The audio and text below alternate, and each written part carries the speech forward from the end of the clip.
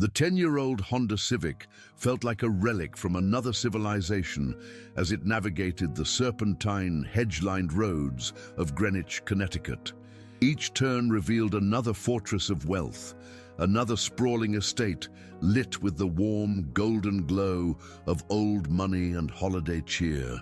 Caleb Hayes gripped the worn leather of the steering wheel, his knuckles white against the dark interior of his car. The engine, usually a comforting, familiar hum, sounded embarrassingly loud here, a working-class intrusion into a sanctuary of silent, electric luxury. Outside, the air was sharp, with the scent of pine and impending snow, a clean, crisp smell that felt impossibly expensive. Inside the car, the air was thick with his own anxiety. In the passenger seat sat a small, neatly wrapped gift, its contents feeling heavier than their physical weight. It was the culmination of months of searching, a piece of history he knew his wife, Chloe, would adore if she allowed herself to. But he knew it wasn't just about Chloe anymore. It was about them, the Vances, her family.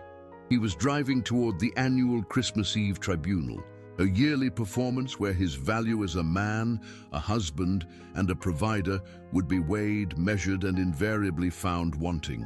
The modest $58 salary of a public high school history teacher in Queens was not just a number to them.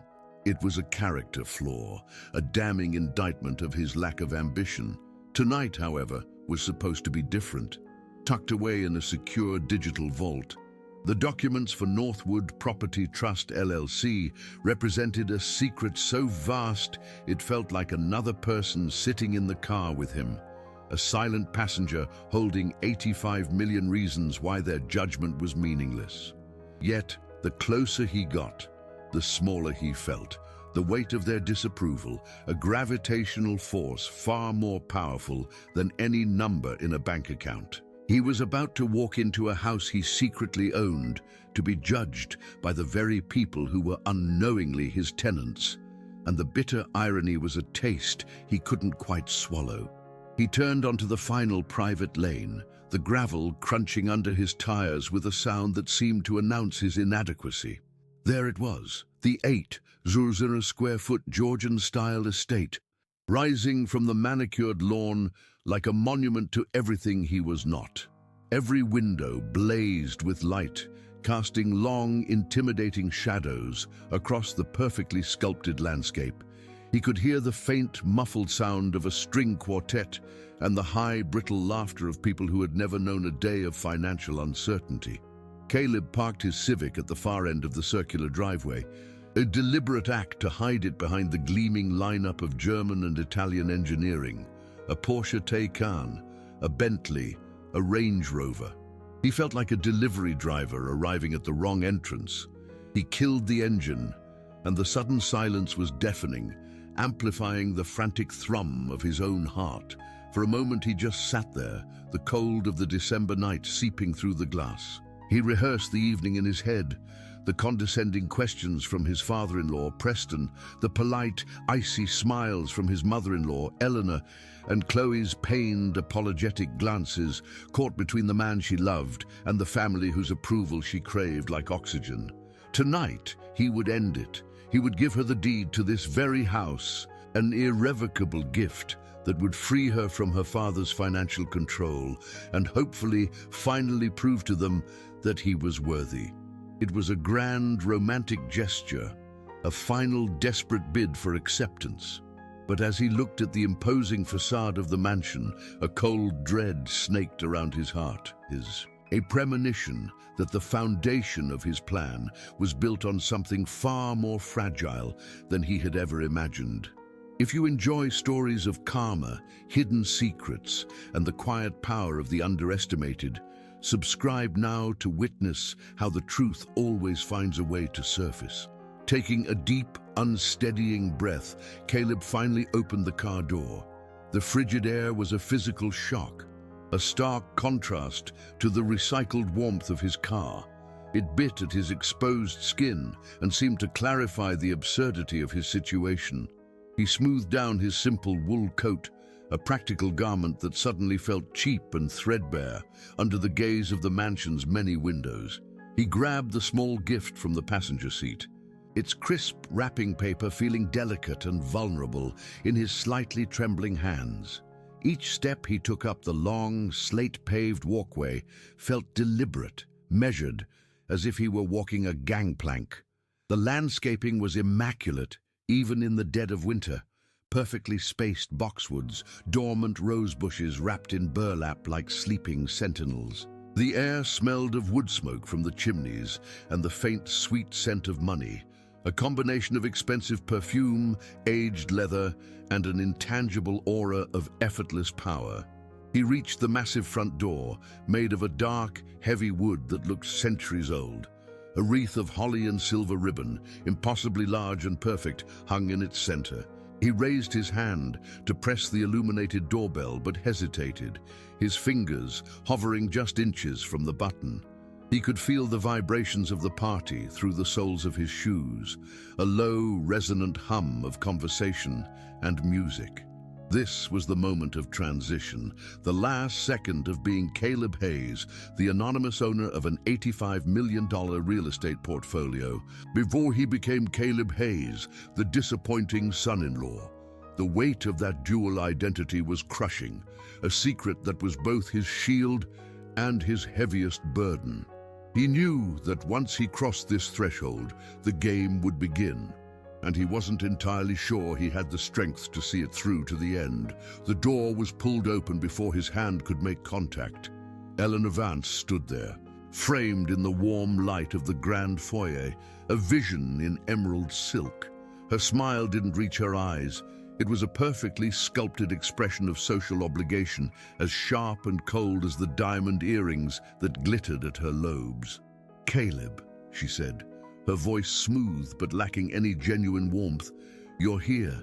It wasn't a question or a welcome. It was a statement of fact, an observation of an unfortunate but necessary occurrence. Her eyes did a swift, merciless inventory of him, from his practical, non-designer shoes to his slightly windswept hair, and he could feel himself being assessed and dismissed in a fraction of a second. The wave of sensory information from inside the house was overwhelming. The air was warm and heavy with the scent of roasted duck, mulled wine, and Eleanor's expensive, cloying perfume, Chanel No. 5, a scent he now associated with quiet disdain. The soaring notes of a Vivaldi concerto drifted from unseen speakers, a soundtrack for the elite. Behind her, the foyer was a cavern of Italian marble and dark mahogany, with a Christmas tree so tall its angelic topper nearly brushed the vaulted ceiling. He felt the cold bite of the marble floor through his thin dress shoes, a stark reminder of his otherness. He was an actor who had stumbled onto the wrong stage, wearing the wrong costume and having forgotten all his lines. Eleanor stepped aside, a gesture that was less an invitation and more a command. "Preston is in the drawing room. Do try not to bore him with talk of, what is it you teach? The Peloponnesian War." The condescension was so casual, so ingrained, that she probably didn't even notice it. But for Caleb, it was another small cut in a death by 1,000 slights. He stepped inside, the heavy door closing behind him with a soft, definitive click that sounded like a vault being sealed. He was in their world now. The warmth of the house was immediate, but it was a dry, sterile heat from a state-of-the-art HVAC system, not the comforting warmth of a real home. Across the cavernous foyer, through an arched doorway, he could see the drawing room. It was filled with people in tailored suits and glittering dresses, holding delicate glasses of champagne and laughing with practiced ease. At the center of it all, holding court by the massive, roaring fireplace, was Preston Vance. He was a tall, imposing man with a mane of silver hair and the predatory stillness of a shark. He commanded the room without raising his voice, his presence a gravitational field that pulled everyone into his orbit. Caleb's eyes scanned the crowd, searching for the one face that mattered, the one anchor in this sea of arrogance.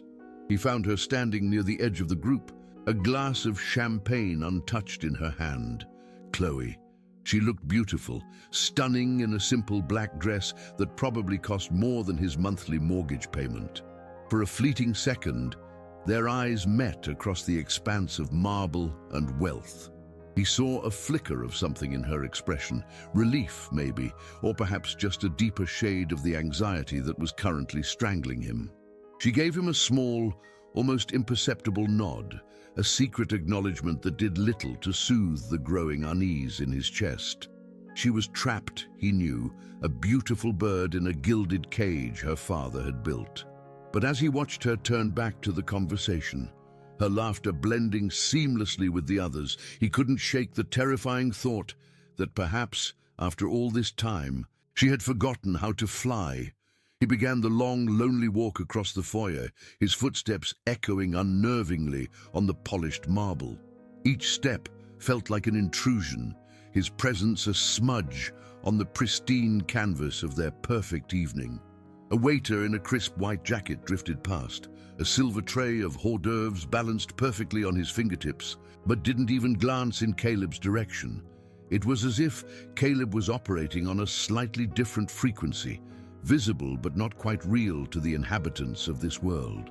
As he neared the drawing room, Preston's voice cut through the general murmur, sharp and clear. He was telling an anecdote about a hostile takeover, his words laced with a casual cruelty that he mistook for strength. "And so I told him," Preston boomed, a smirk playing on his lips, "sentiment is the most expensive luxury in business, and I, for one, am a frugal man." A ripple of appreciative laughter went through the assembled guests. It was the laughter of people who understood that in their world, empathy was a liability. Caleb paused at the threshold of the room, the gift in his hand suddenly feeling foolish and naive. He had brought a piece of poetry, a thing of sentiment and soul, into a room where such things were openly mocked. He felt a hot flush of shame creep up his neck. He was a historian, a man who believed in the power of ideas, of human stories, of the quiet dignity of a life well lived. To them, these were just the quaint, pathetic ideals of a man who had failed to accumulate capital.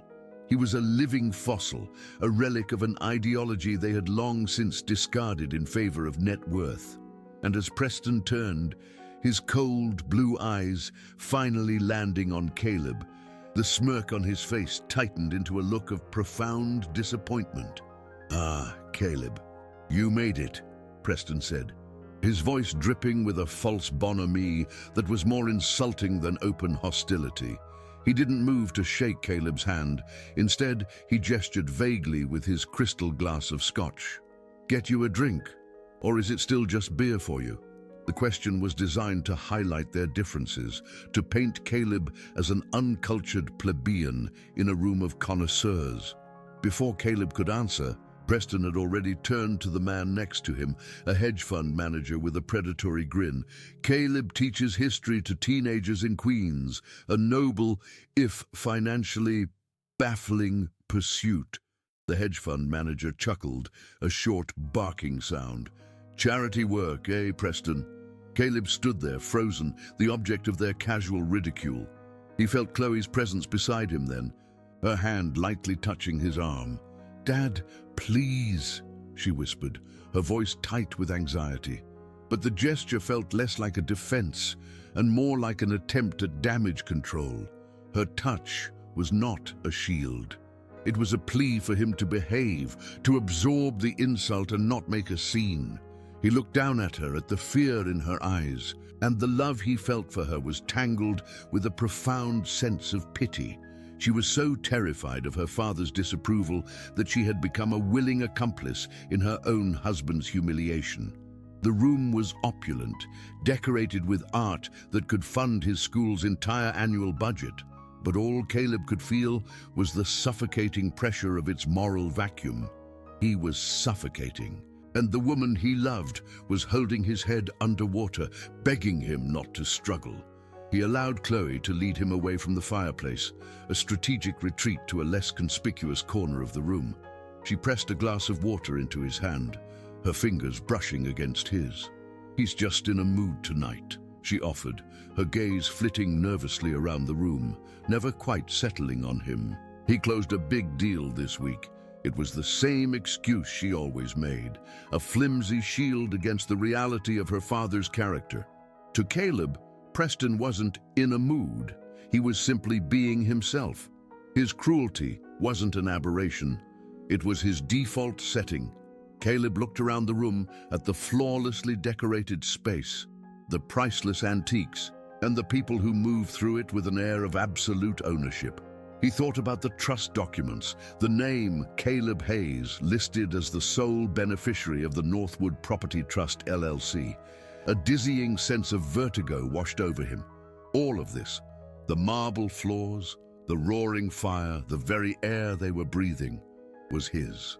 They were guests in his house, posturing and preening on his property, and they had no idea. The secret was a burning coal in his gut. He wanted to tell Chloe, to see the shock and then the relief on her face, to finally give her the security she so desperately craved. But the timing had to be perfect. It had to be a gift, a gesture of love, not a weapon brandished in the middle of a battlefield. So he held his tongue, sipping his water and nodding along as Chloe pointed out various distant relatives and business associates, her voice a low, anxious murmur. He felt a profound sense of detachment, as if he were watching a play about his own life from a great distance, and the protagonist was a man he no longer recognized. The call for dinner came as a relief, a structured interruption to the free-form social combat of the drawing room. Eleanor glided to the center of the room and announced, with the air of a queen addressing her court, that the meal was served. The guests began to drift towards the dining room, their conversations flowing uninterrupted. Caleb and Chloe joined the procession, and he was immediately struck by the sheer scale of the dining space. A long, polished mahogany table, big enough to seat 30, stretched across the room. It was set with a terrifying array of silverware, crystal glasses, and fine china, each piece gleaming under the light of a massive crystal chandelier. The centerpiece was an elaborate floral arrangement that was more of a sculpture than a bouquet. Caleb felt a familiar wave of intimidation. He knew the purpose of this display was not just to celebrate, it was to reinforce status, to create a setting so formal and opulent that anyone who didn't belong would feel their otherness in every polished surface. He found his place card, and his stomach tightened. He was seated at the far end of the table, next to a great-aunt who was profoundly deaf, and across from a cousin who was engrossed in his phone. Chloe was seated halfway down the table, near her father. It was a deliberate, calculated act of social isolation. He was being quarantined, separated from his wife, and placed at the children's table of family gatherings. He shot a look at Chloe, a silent plea, but she was already engaged in an animated conversation with the person next to her, her back slightly turned to him. The message was clear. Tonight, he was on his own. The meal began, a multi-course affair served by a silent, efficient staff. The first course was a delicate seafood bisque served in a small, elegant bowl. Caleb picked up a spoon, hoping it was the right one, and tried to eat quietly to make himself as small and unnoticeable as possible. The conversation around him was a blur of unfamiliar terms and concepts. Forensic accounting, shell companies, non-disclosure agreements, the strategic advantages of an irrevocable deed. It was the language of Preston's world, a lexicon of power and control. Caleb's own world of historical context, of primary sources and nuanced debate, had no currency here. He felt like an anthropologist observing a strange, alien tribe whose rituals were both fascinating and repulsive. He listened as Preston recounted a story of gutting a company, laying off hundreds of employees just before the holidays to maximize shareholder value. He told it with a disturbing pride, framing the act not as a human tragedy, but as a brilliant strategic move. Caleb looked across the table at the nodding heads, the admiring smiles, and felt a profound sickness in the pit of his stomach. These people weren't just wealthy, they were spiritually impoverished, their humanity eroded by a relentless pursuit of more. He risked a glance down the table at Chloe and was horrified to see her smiling, a strained but polite smile as her father boasted of his ruthlessness.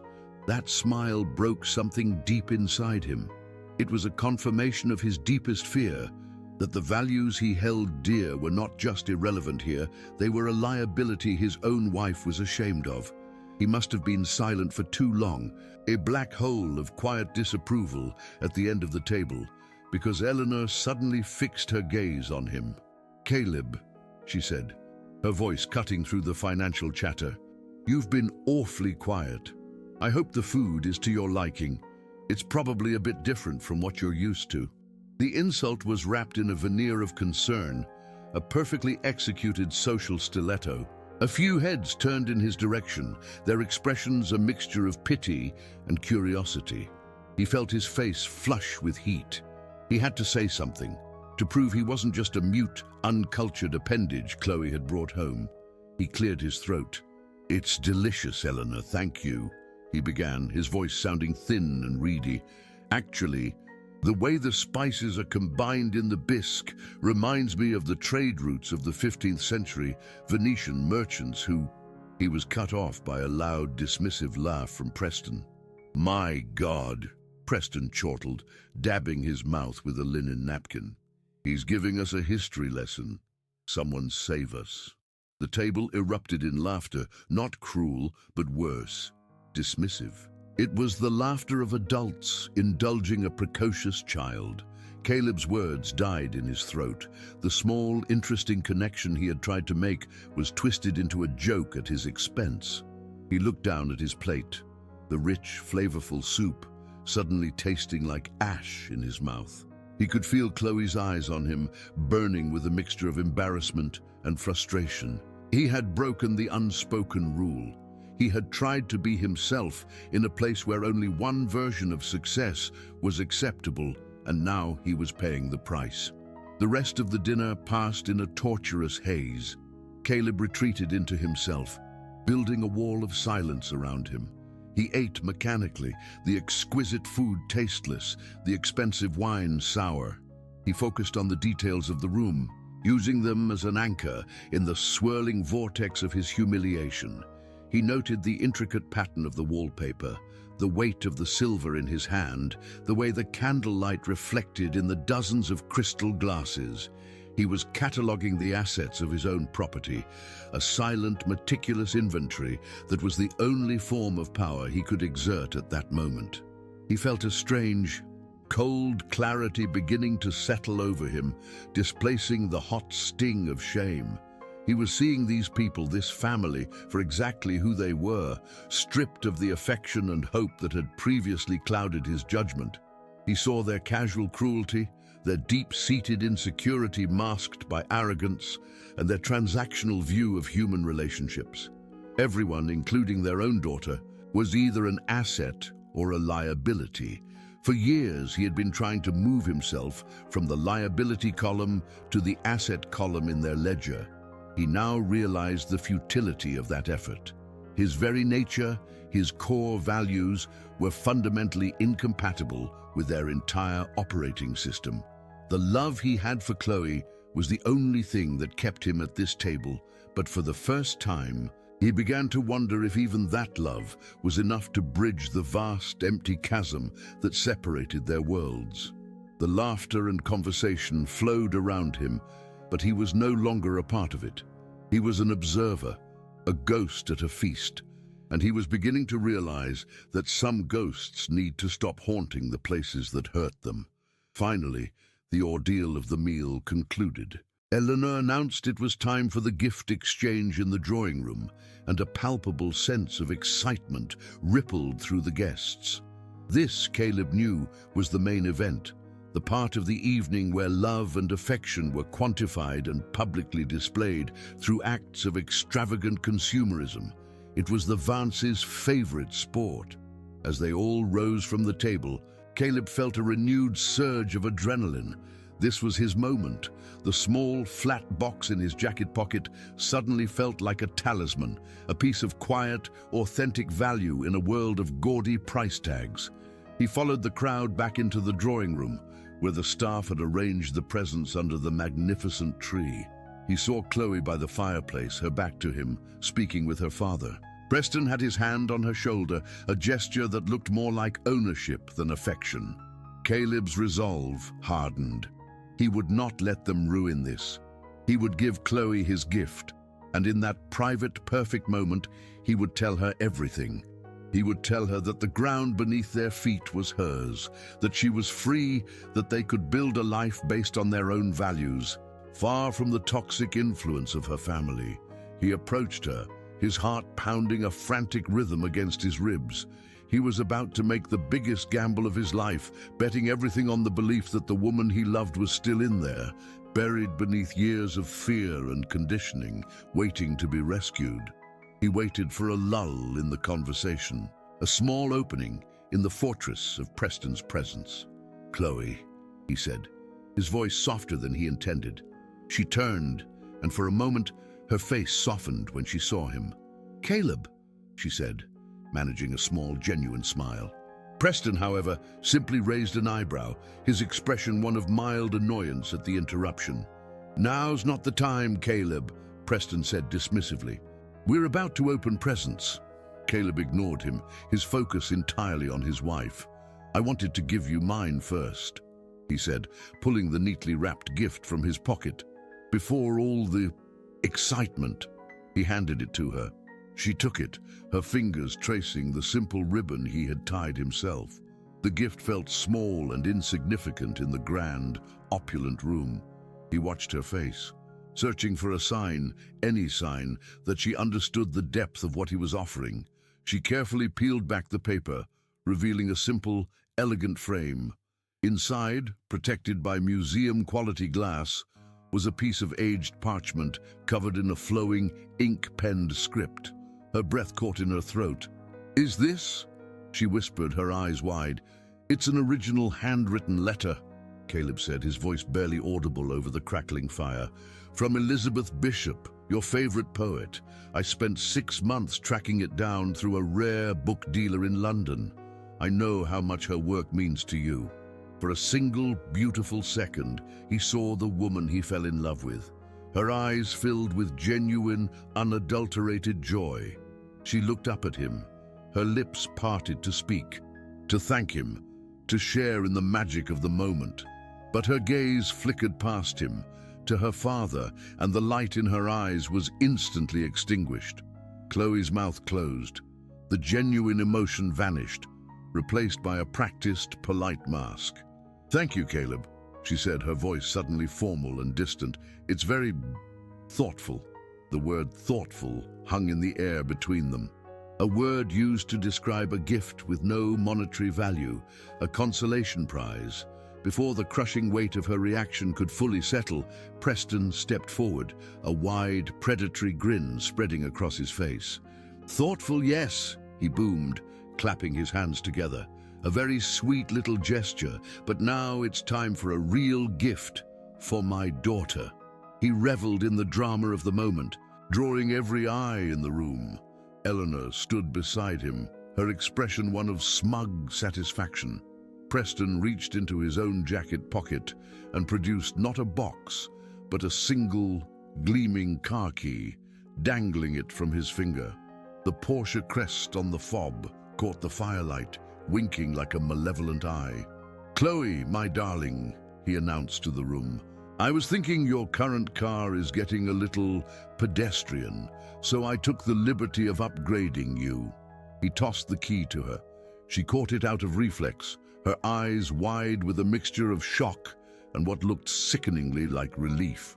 The framed letter, the piece of the first light of dawn, was a reluctant grey smear against the window of the small Astoria apartment, a far cry from the crisp, golden sunrises he imagined spilled across the sprawling lawns of Greenwich.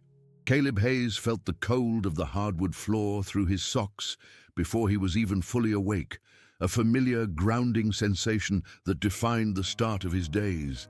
The air in the bedroom was still and cool, carrying the faint, lingering scent of Chloe's expensive night cream, a fragrance that always seemed a little too luxurious for the modest dimensions of their room, like a rare orchid trying to bloom in a shoebox. Across the bed, her side was already empty, the sheets turned down with a precision that was both admirable and unnerving. He could hear the low, rhythmic hiss of the espresso machine from the kitchen, a sound that signaled Chloe was already in motion, already curating the day, already preparing her armor for the world. He pushed himself up, his back protesting with a dull ache from a mattress that had long since surrendered its fight for support. His gaze fell on the chair in the corner where his work clothes were laid out. Beside them, slumped like a tired old soldier, was his backpack. It was a canvas and leather relic from his college days, scarred with the honorable wounds of a decade of service, faded patches from academic conferences, a frayed strap from being overstuffed with textbooks, and a permanent comforting scent of old paper, chalk dust, and cheap coffee. To him, it was a vessel of his identity, a tangible link to the world of ideas and history that he loved.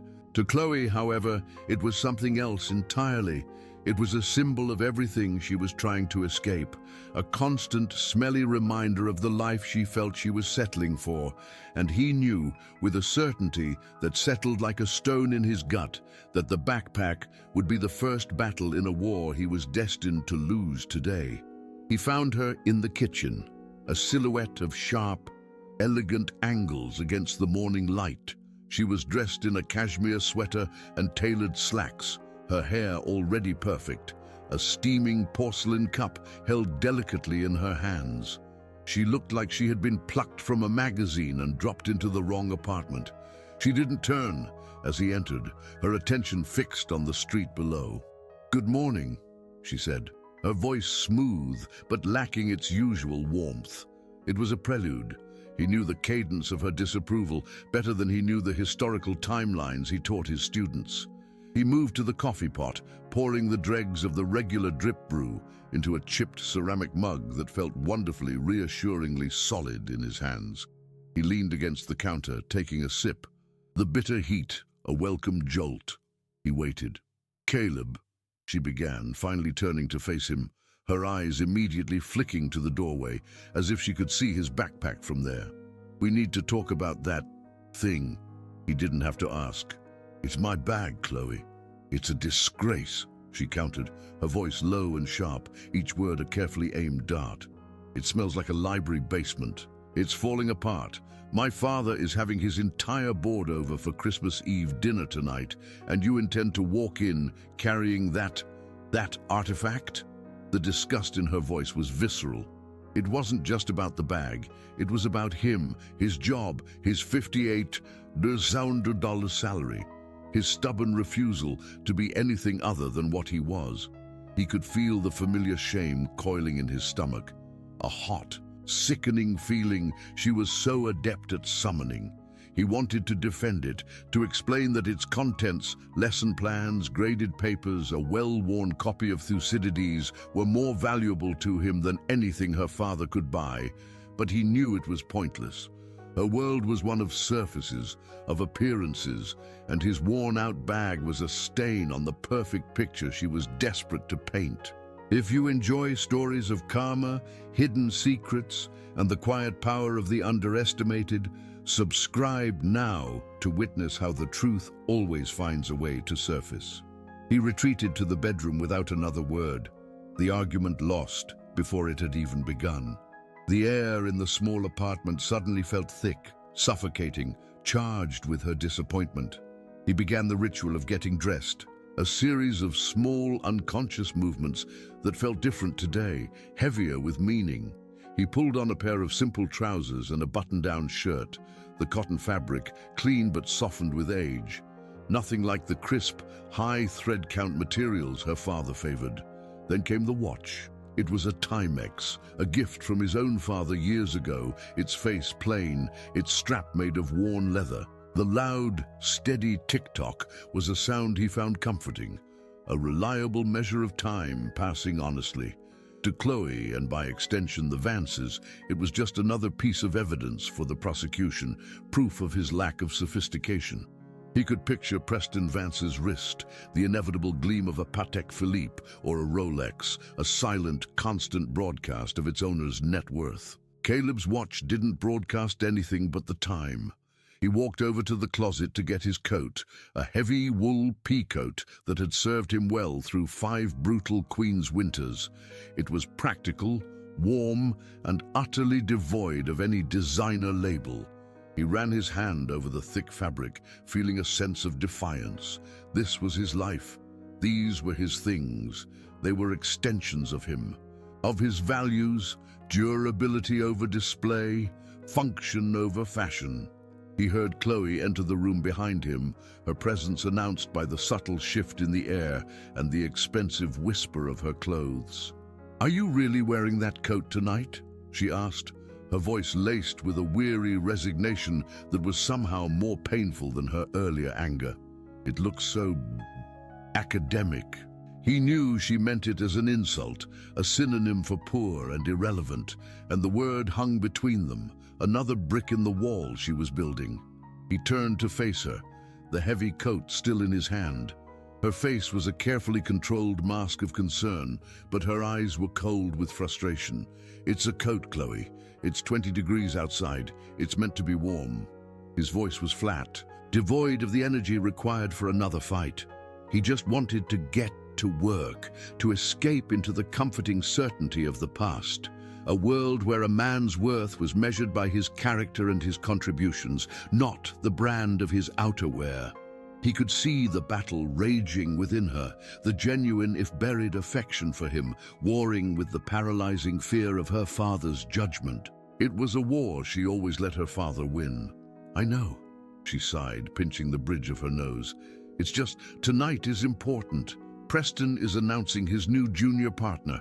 The whole evening is a performance, you know that. We just need to fit in." We.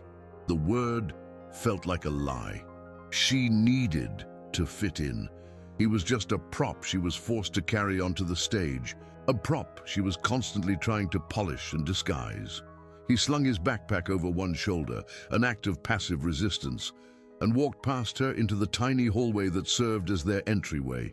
He grabbed his keys from the small wooden bowl by the door, the keys to his 10-year-old Honda Civic. As his fingers closed around them, he felt her hand on his arm, stopping him. "Caleb," she said, her voice dropping to a conspiratorial whisper. "About the car. Could you maybe park it a few blocks away tonight and walk? The driveway will be full of his partner's cars, and yours is just... It's so..." She couldn't finish the sentence, but she didn't have to. He felt the request like a physical blow, a punch to the gut that left him breathless. She wasn't just asking him to hide his car, she was asking him to hide himself, to erase the last visible trace of his inconvenient reality from her family's perfect Christmas tableau. He pulled his arm away gently, a deep, glacial calm beginning to settle over him, pushing aside the initial wave of hurt.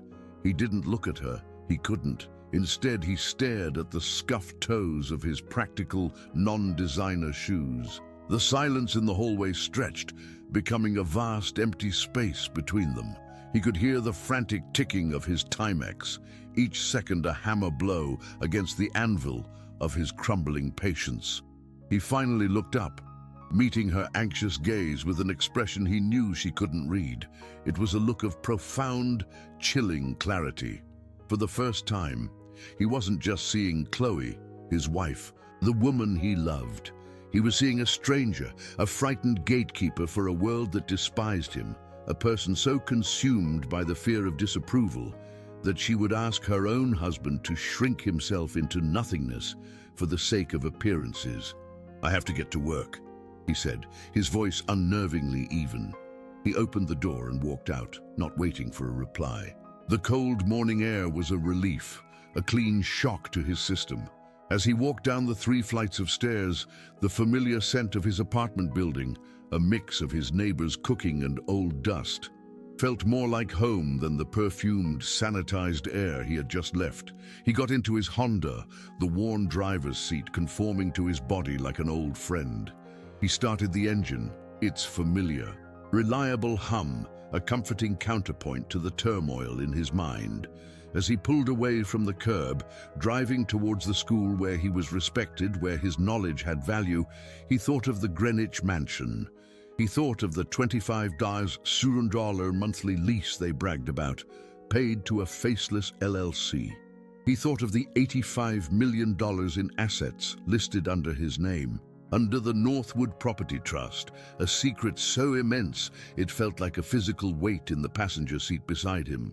The plan had always been to give her the deed tonight, a grand gesture of love to finally set her free.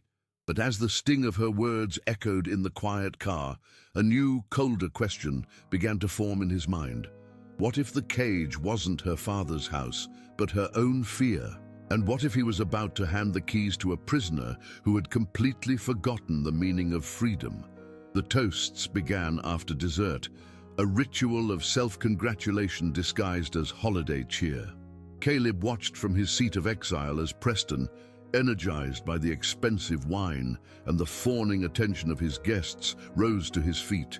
He held his crystal glass aloft, the firelight catching in the facets, making it glitter like a captured star. The room fell into a worshipful silence. Chloe's new Porsche key sat on the polished mahogany table beside her plate, a gleaming testament to her father's victory. It was a tactical object, placed there to serve as a constant, humiliating contrast to the small, framed letter Caleb had given her, which had been discreetly placed on a side table, forgotten. "To family," Preston began, his voice a smooth, confident baritone that filled the room, "and to the success that allows us to enjoy these beautiful moments." His eyes swept the table, but they paused with surgical precision on Caleb. It's a new year, a time for growth, for shedding old skins, for optimization. A few of the finance types chuckled knowingly. Caleb felt a cold knot form in his stomach. He knew this was not a generic toast. It was a targeted assassination. "To success," Preston continued, his gaze hardening as it locked with Caleb's, "and to cutting the dead weight from our lives so we can fly higher." The words hung in the air, sharp and heavy as shards of glass. The silence that followed was suffocating. Caleb looked at Chloe, a desperate, silent appeal, but she refused to meet his eyes, her attention fixed on a single, fascinating crumb on her bread plate. Her cowardice was a physical presence, a third person in their marriage sitting between them. Preston, basking in the power of the moment, delivered the final blow. He turned his body fully toward Caleb, a dismissive smirk on his face. "I think your Uber is here, Caleb. This is a night for winners." The world seemed to slow down, the ambient noise of the party fading into a low, distant hum. Caleb felt 100 pairs of eyes on him, a collective gaze of pity, amusement, and contempt. The hot flush of shame he had felt earlier was gone, replaced by something else. Something terrifyingly calm and cold. It was the clarity that comes after a great shock, when the emotional circuits overload and all that is left is pure, crystalline thought. He didn't argue, he didn't protest. He simply rose from his chair, the movement slow and deliberate. He placed his linen napkin neatly beside his plate. He looked at Preston, then at Eleanor, whose face was a mask of smug triumph. Finally, his eyes found Chloe. She still wouldn't look at him. She was frozen, a beautiful statue in a prison of her own making. He gave a single, almost imperceptible nod. It wasn't a sign of acquiescence. It was an acknowledgement of a truth he had been refusing to see for years. He turned and began the long walk out of the dining room, through the grand foyer toward the front door. Each step was perfectly measured, his posture erect. He could feel their stares on his back, but they no longer had any power over him. He was no longer a participant in their drama. He was an observer, cataloging the final moments of a failed experiment. He opened the massive front door and stepped out into the biting December air. The cold was a welcome shock, clearing the last vestiges of fog from his mind. He walked down the slate path to his Honda, the gravel crunching under his shoes. He reached into his pocket for his keys, his fingers brushing against the cold metal, and then he froze. His backpack. He had left it in the foyer closet. Inside were his lecture notes for the spring semester, a first edition book he was restoring, his entire academic life. He wasn't just leaving a bag behind, he was leaving a part of himself in that house, and he realized with a surge of cold fury that he would not allow them to keep a single piece of him. He couldn't go back through the front door. To re-enter that way would be to beg for readmittance, to subject himself to another round of ritual humiliation. Instead, he melted into the deep shadows at the edge of the perfectly manicured lawn, his dark wool coat making him nearly invisible against the sculpted hedges. The house blazed with light, a fortress of warmth and arrogance, and he was now the enemy at the gates. He began to circle the perimeter, his movements silent and practiced, like a soldier on reconnaissance. He kept to the soft earth of the flower beds, his feet making no sound. The air was frigid, and he could see his breath pluming in front of him, a ghostly reminder of his own life in this place of sterile perfection. From inside, he could hear a fresh wave of laughter, louder this time, freed from the dampening presence of his failure. The sound was a spur, driving him forward. He knew the house's layout intimately from years of forced holiday visits. He knew there was a side entrance near the kitchen, a service door used by caterers and staff, often left unlocked during large events. He moved toward the back of the estate, past the darkened, silent tennis courts and the covered pool, which looked like a massive tomb under its winter tarp. The sheer scale of the property, his property, was staggering. He was a trespasser on his own land. He reached the service entrance, tucked away in a small alcove. A single dim security light cast long, distorted shadows. He put his hand on the cold brass handle, his heart hammering against his ribs. He expected it to be locked, to be the final mundane obstacle in a night of epic defeats. But as he applied pressure, he felt the latch give way with a soft, sickening click. Stepping inside was like crossing into another dimension. He was in a small mudroom, the air thick with the smell of wet wool from the staff's coats and the faint, savory scent of the roasted duck from the kitchen. It was the underbelly of the house, a world away from the perfumed air of the drawing room. Through a swinging door, he could hear the clatter of plates and the low murmur of the kitchen staff. To his left, a long, narrow hallway led toward the front of the house, toward the grand foyer where his backpack waited. It was a journey of 100 feet that felt like 100 miles. He began to move, placing each foot with excruciating care. The floor was a cheap, practical linoleum here, but he knew it would soon give way to the unforgiving marble of the main hall, a surface designed to announce every arrival. He held his breath, his senses screamingly alert. Every creak of the old house, every distant burst of laughter, every clink of a faraway glass was a potential threat. He reached the end of the service corridor, peering around the edge of the doorway into the magnificent two-story foyer. It was empty. The guests were all in the drawing room or the dining room, celebrating his departure. The closet was 20 feet away, across an ocean of polished marble. He could see the strap of his backpack peeking out from behind the heavy closet door, which had been left slightly ajar. He took a single deep breath and launched himself forward, moving in a low crouch, a shadow gliding across the gleaming floor. He reached the closet, his fingers closing around the familiar, worn canvas of the strap, a jolt of relief coursing through him. But just as he began to pull it free, he heard voices approaching from the dining room, their tones low and serious. It was Preston and Chloe. He froze, flattening himself into the dark recess of the closet's entrance, the heavy door providing partial cover. He was trapped. He held the backpack tight against his chest, its familiar weight a strange comfort in the terrifying intimacy of the moment. He could hear their footsteps on the marble, slow and deliberate. They had stopped just on the other side of the foyer, near the base of the grand staircase.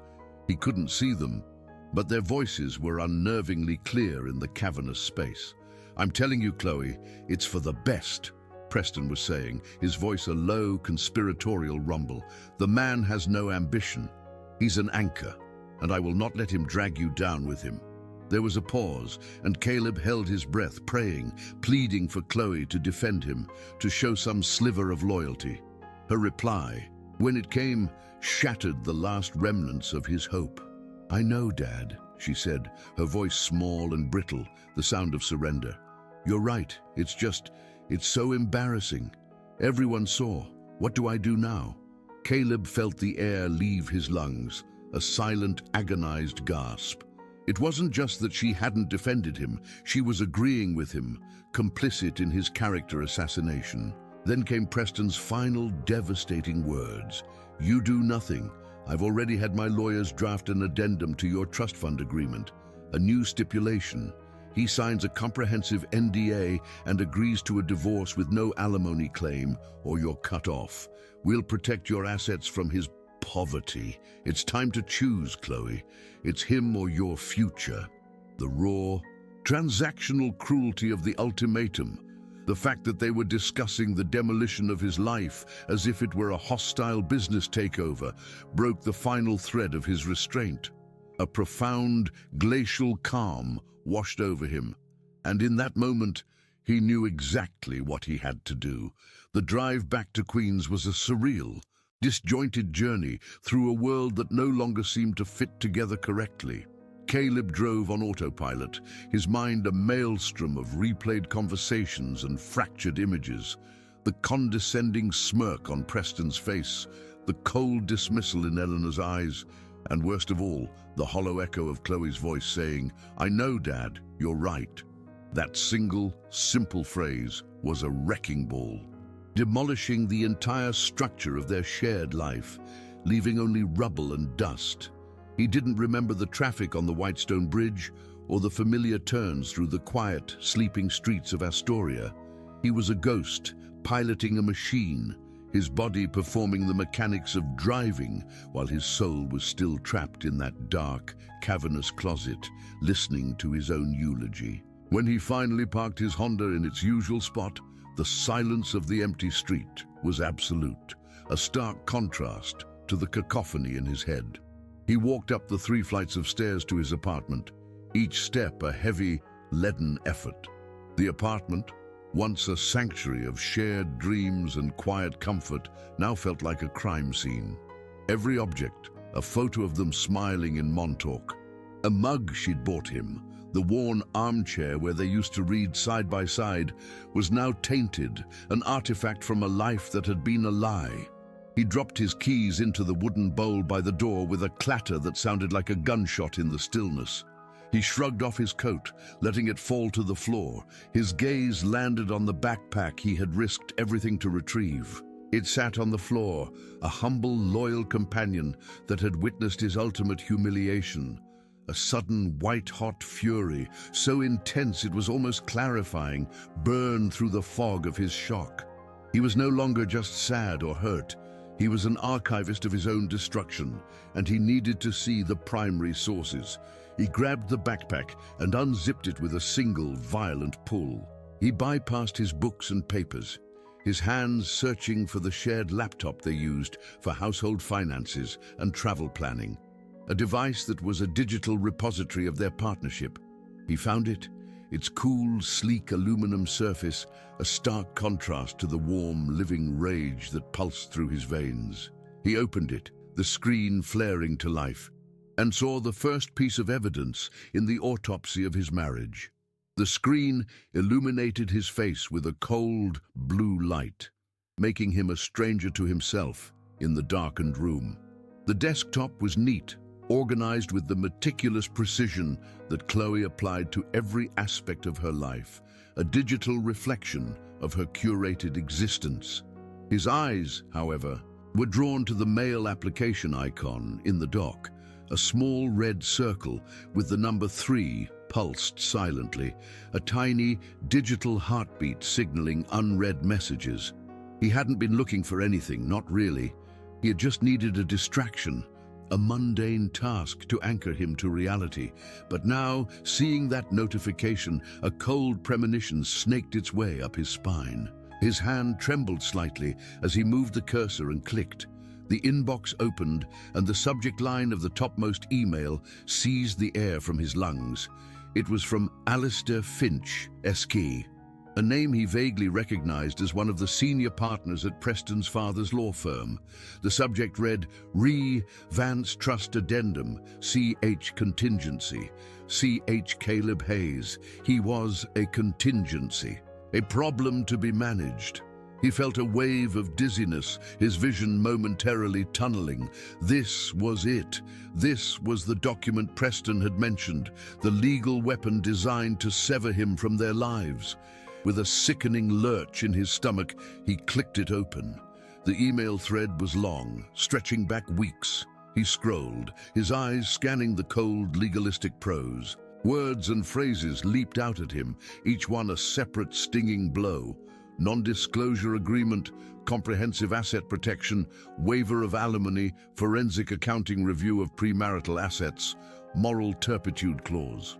They hadn't just been planning for a potential divorce. They had been building a legal cage for him, meticulously designing a process to strip him of everything, to ensure he would walk away with nothing but the clothes on his back and a legally binding gag order.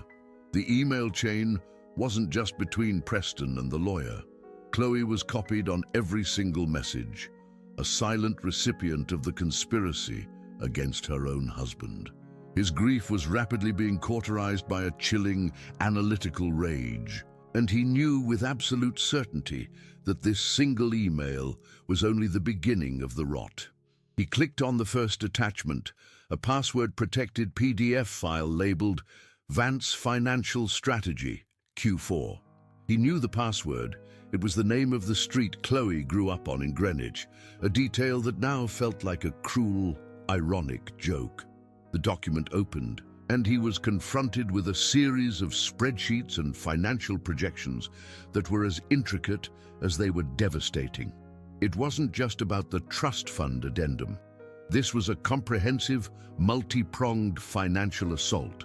He saw meticulously detailed plans for the creation of new shell companies designed to move and obscure assets. He read memos discussing the strategic liquidation of joint holdings, with the proceeds funneled into accounts held solely in Chloe's name, accounts he never knew existed.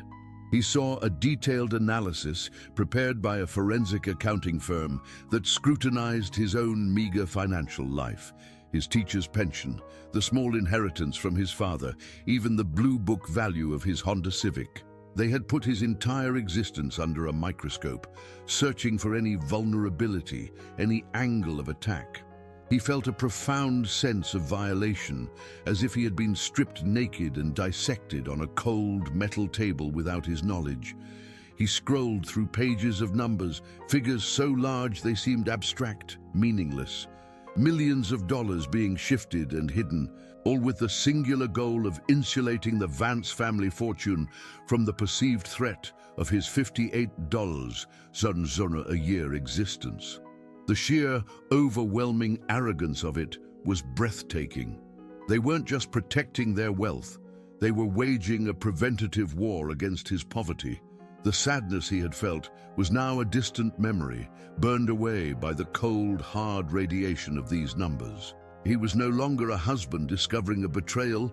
He was an intelligence analyst uncovering a plot, and the rage building inside him was becoming terrifyingly clear and focused.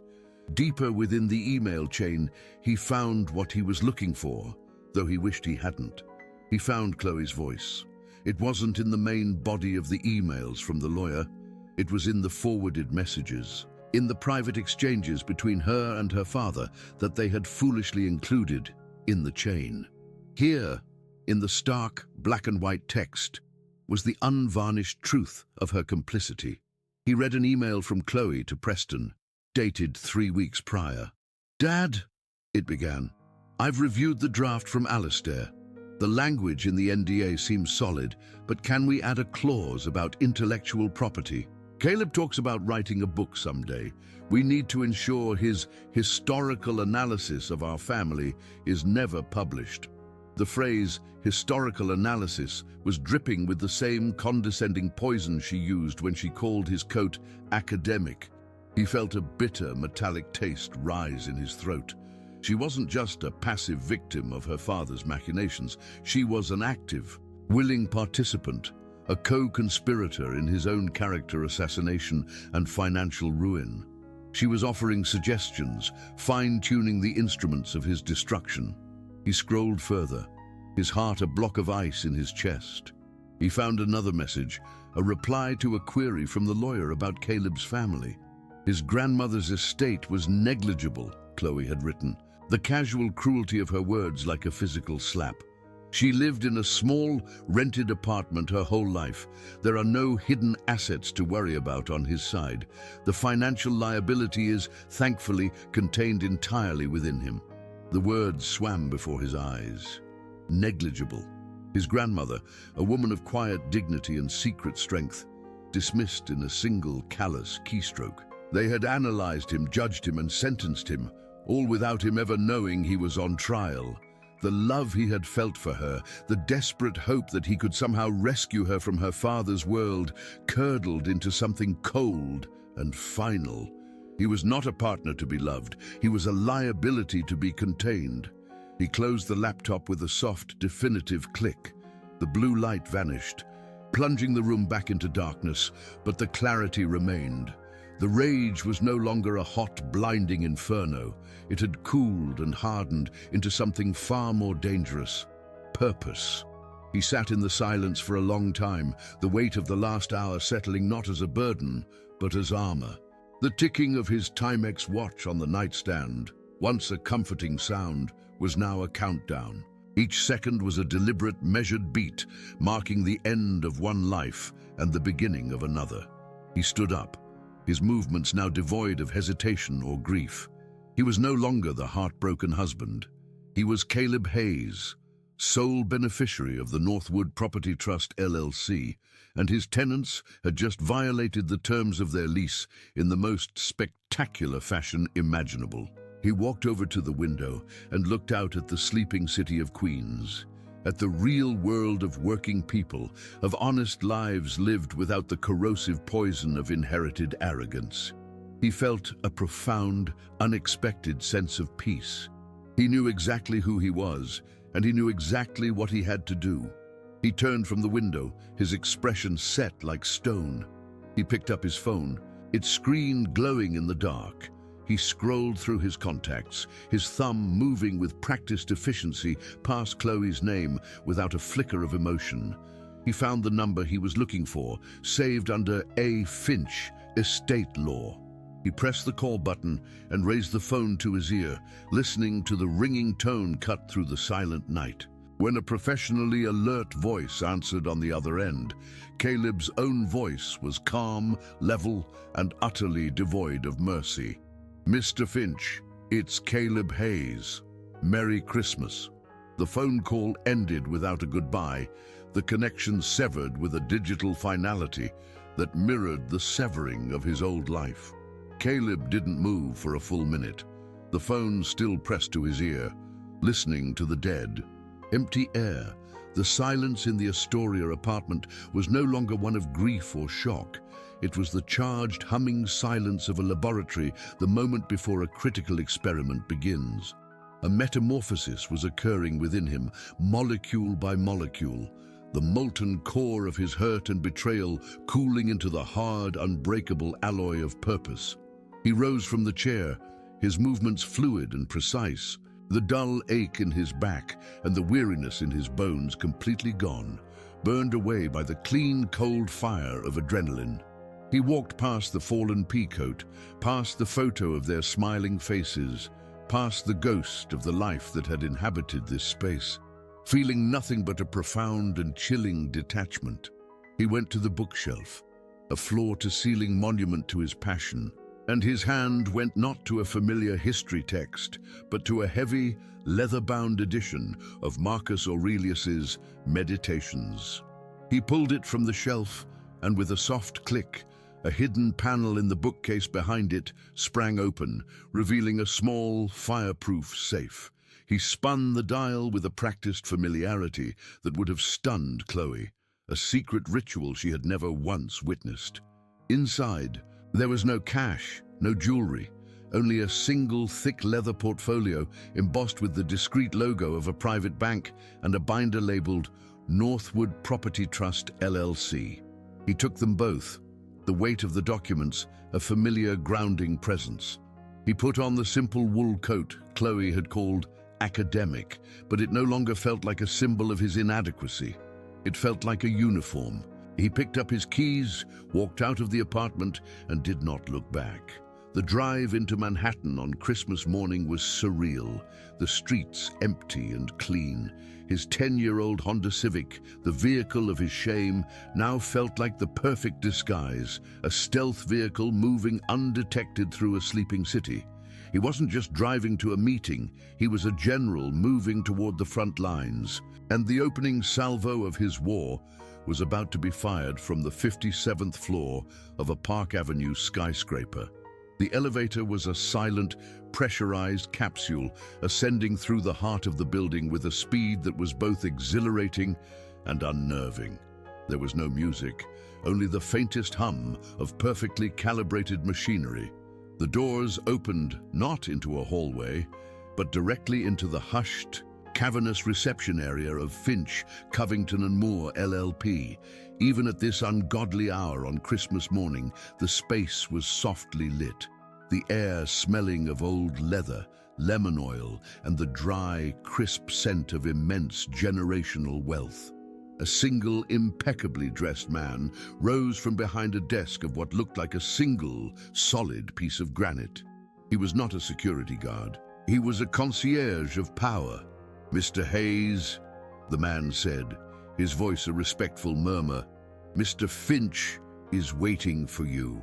Caleb was led down a long, wide corridor carpeted in a thick wool that absorbed the sound of their footsteps. The walls were lined with dark, abstract art that radiated a quiet, intimidating value. This was a world built to project invulnerability, to remind all who entered of the vast, unbridgeable distance between them and the men who worked here. But Caleb felt no intimidation. He felt a strange, cold sense of belonging, as if he were finally walking into a room that was scaled to the true size of his own hidden reality. The concierge stopped before a set of towering mahogany doors and opened one for him. Inside, standing before a floor-to-ceiling window that offered a god's-eye view of a sleeping Central Park, was Alistair Finch. He was a man in his late 50s, tall and impossibly thin, dressed in a bespoke suit that probably cost more than Caleb's car. He turned, and his eyes, a pale, piercing blue, assessed Caleb not with pity, but with the keen, analytical focus of a master strategist surveying a new, valuable weapon.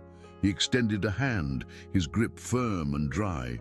"Caleb," he said, foregoing any unnecessary formality, "I'm glad you called. I've taken the liberty of engaging our top forensic accountant and our head of litigation. They're waiting for your instructions, Mr. Hayes." The conference room was a theater of war. The long, polished table reflected the city lights like a dark, still lake. At the far end, a massive screen glowed, ready for data. Seated at the table were the two people Finch had mentioned, a woman with sharp, intelligent eyes who was introduced as Anya Sharma, the forensic accountant, and a bulldog of a man named Marcus Thorne, the litigator. They nodded to Caleb with a professional gravity that was both comforting and sobering. There were no pleasantries, no expressions of sympathy for his situation. This was not a therapy session. It was a tactical briefing.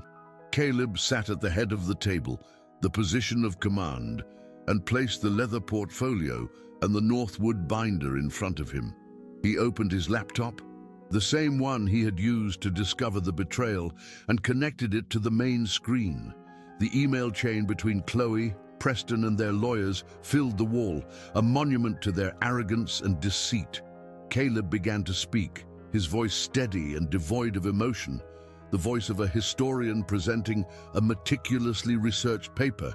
He narrated the events of the previous night, not as a wronged husband, but as a plaintiff, outlining the specifics of a breach of contract. He detailed the conspiracy to defraud him, the plan for a coerced NDA, and the calculated financial maneuvers designed to strip him of any potential claim. He used their own words, their own terminology, turning their weapons back on them. They have been engaged in a systematic effort of asset protection and liability containment, he stated, the cold corporate jargon feeling natural on his tongue. My objective is to execute a full reversal of that strategy immediately. He saw Anya Sharma raise a single, impressed eyebrow. He pointed to a specific line in the financial documents on the screen. This shell company, he said, his voice dropping to a near whisper, the one Preston uses for his bonuses. I want you to find out if its registered address is, by any chance, my house in Greenwich.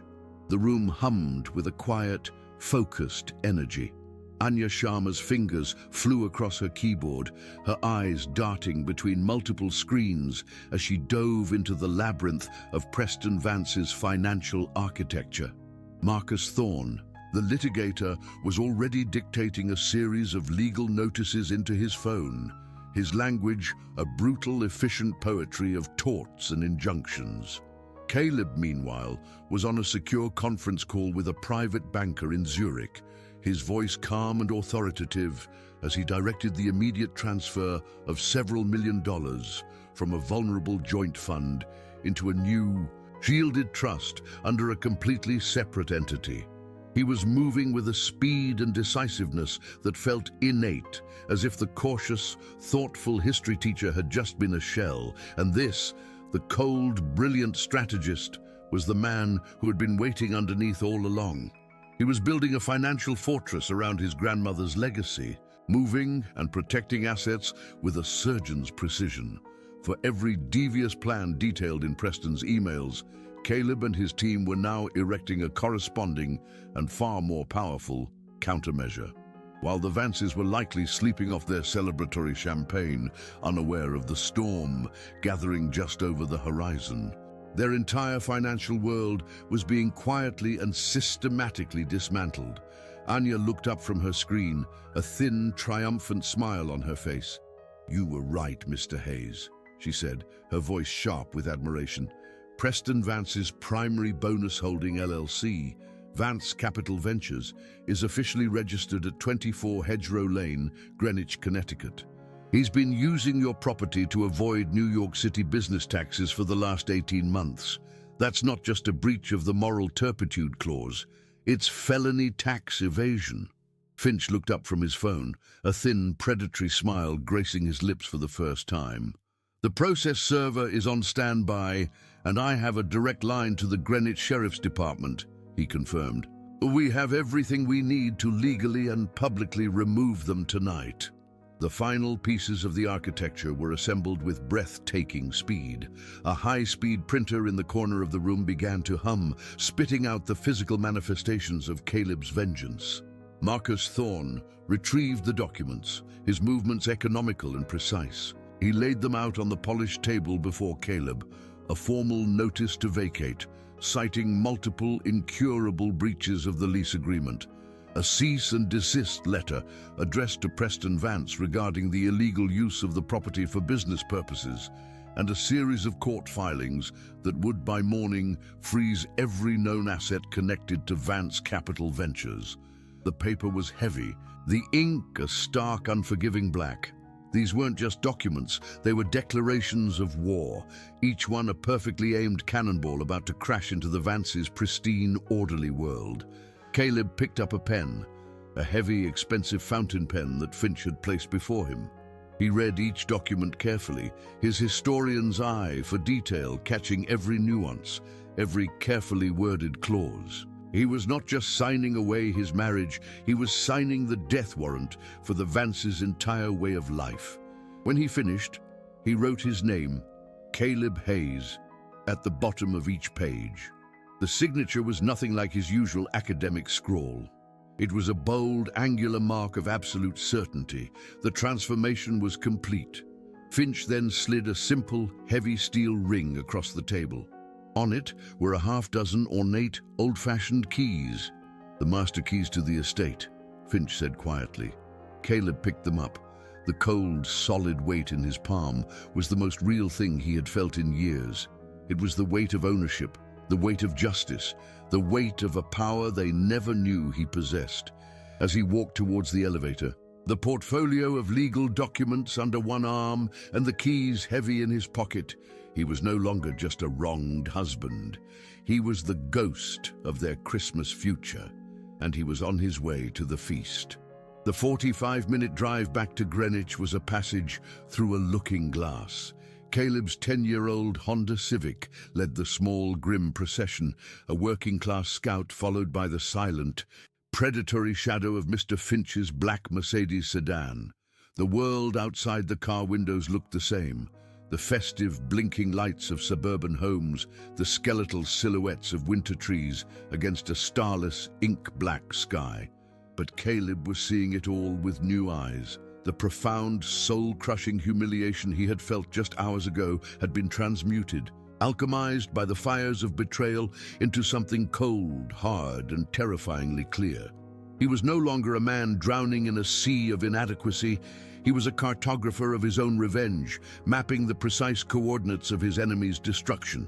He gripped the worn steering wheel, his knuckles no longer white with anxiety, but with a calm, controlled pressure. He felt the weight of the old-fashioned master keys in his coat pocket, each one a cold, steel tooth ready to bite. He thought of Chloe, not with the lingering ache of lost love, but with the dispassionate curiosity of a historian examining a fallen empire, wondering at the precise moment its fatal flaw was introduced. Was it her fear of her father, her shame over his own humble profession, or was it something simpler? A fundamental lack of character that had been there all along, hidden beneath a veneer of shared affection. The questions no longer caused him pain. They were simply data points in a final, grim analysis. As he turned onto the final private lane, the gravel crunching under his tires, the magnificent Georgian estate rose into view, blazing with light. It was no longer an intimidating fortress of wealth. It was just a house, his house, and it was infested with vermin he was about to exterminate. He parked the Civic directly in front of the main entrance, a deliberate act of defiance, its modest frame an affront to the gleaming Porsche Taycan that sat nearby like a smug, metallic trophy. The Mercedes pulled up silently behind him. The doors opened in near-perfect unison. Caleb stepped out into the frigid night air, the wind whipping at his simple wool coat. Mr. Finch emerged from his car, a vision of bespoke tailoring and merciless competence, the leather portfolio held at his side like a weapon. From the back of the sedan, two uniformed sheriff's deputies emerged, their faces impassive, their presence a stark, brutal statement of official intent. The four of them stood there for a moment, a silent, disciplined phalanx against the backdrop of the loud, oblivious party. Caleb could hear the muffled sounds of music and self-congratulatory laughter spilling from the house. He could even make out Preston's booming voice, likely retelling the story of his son-in-law's pathetic departure for the 5th time. The sound didn't even register as an insult anymore. It was merely confirmation that his judgment was sound, his course of action necessary. He began the walk up the long, slate-paved pathway, his practical shoes making a firm, resolute sound. Finch fell into step on his right, the deputies on his left. They moved not as a group of individuals, but as a single, unified instrument of consequence. Caleb reached the massive front door, the impossibly perfect wreath of holly and silver mocking him with its festive cheer. He raised his hand, his fingers steady, and pressed the illuminated doorbell, the cheerful melodic chime cutting through the night like a siren, signaling the arrival of a reckoning they never saw coming. The music inside the house stuttered and died. The boisterous laughter was replaced by a confused, expectant silence. Caleb could feel the vibrations of movement through the thick wooden door as someone approached. After a few agonizingly long seconds, the lock clicked, and the door was swung open with an air of annoyed impatience. Preston Vance stood there, framed in the warm, golden light of the foyer, his face flushed with expensive scotch and the thrill of his earlier victory. His eyes widened slightly in surprise, then narrowed into a sneer of pure, undiluted contempt. "What do you want now, Hayes?" he slurred, his voice thick with arrogance. "Did you forget your pathetic little bag of books again, or did you come back to beg?" Caleb said nothing. He simply stood there, his face a mask of glacial calm, letting Preston's words hang in the air and rot. Behind his father-in-law, Caleb could see the party guests craning their necks, their expressions a mixture of curiosity and amusement. He saw Eleanor, a smug, triumphant smile playing on her lips. And then he saw Chloe. She was standing near the base of the grand staircase, the new Porsche key still clutched in her hand like a talisman. Her face, when she saw him flanked by the lawyer and the deputies, instantly drained of all color, her eyes widening in a dawning, sickening horror. The silence stretched, becoming a weapon in itself. Finally, Mr. Finch took one precise step forward. "Mr. Vance," he said, his voice calm, clear, and cutting as a diamond. "My name is Alistair Finch. I am legal counsel for the owner of this property." Preston's sneer faltered, replaced by a flicker of confusion. Finch then turned, with a gesture of profound and deliberate respect, toward Caleb. He presented the leather portfolio and the heavy set of master keys. "Mr. Hayes," Finch said, his voice resonating through the stunned foyer. "As per your instructions." The word owner echoed in the cavernous foyer, a sonic boom that shattered the festive atmosphere into a million pieces. Preston Vance stared at the keys in Finch's outstretched hand, then at Caleb's impassive face, his mind struggling to process the impossible. His mouth opened and closed, a fish gasping for air in a world that had suddenly been drained of its oxygen. "Oh, owner," he finally stammered, the word a weak, pathetic puff of disbelief. "This is some kind of sick joke." From across the room, Eleanor's smug smile collapsed, her perfectly made-up face contorting into a mask of disbelief and shock. The guests began to murmur, their amusement turning to confusion and alarm as they sensed the tectonic shift in the room's power dynamic. Caleb ignored them all. His focus was singular, absolute. He took the heavy ring of keys from Finch, their weight in his palm, a final, definitive confirmation of his reality. He then took a single, deliberate step forward, crossing the threshold of the house. The soft jingle of the keys as he moved was the only sound in the dead silence, a sound that seemed to cut through the room like an executioner's bell. He was no longer the outsider pleading for acceptance. He was the sovereign reclaiming his throne. He walked directly up to Preston, stopping so close he could smell the scotch on his breath, and looked his father-in-law directly in the eye. A cold, unblinking stare that held no anger, no pain, only the finality of a verdict delivered. "The only joke," Caleb said, his voice not loud, but carrying the immense, crushing weight of absolute authority, was me believing you could ever see me as family. The party's over. I want every single one of you out of my house. Now." The weight of the keys in Caleb's hand felt like an anchor, pinning him to the only solid thing in the room that had suddenly lost its gravity. He watched Preston's face undergo a violent, geological shift, arrogance cracking into slack-jawed disbelief.